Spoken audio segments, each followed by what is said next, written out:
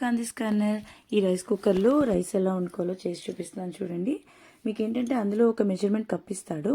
ఆ కప్పు 1 కప్పుకి 3 cups of water వేసేసుకుని రైస్ పెట్టేసుకుని రైస్ ఒక మన మామూలు it's just like rice cooker లాగే అండి.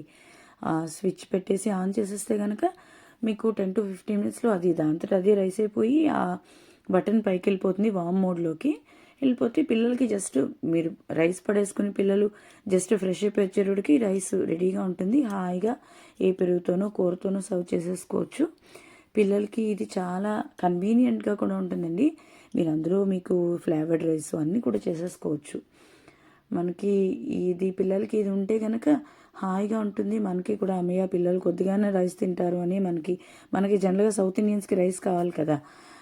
సో ఇది ఉంటే కనుక పిల్లలు కూడా చక్కగా ఈజీగా చేసి తినేస్తా అని నేను రికమెండ్ చేస్తున్నాను.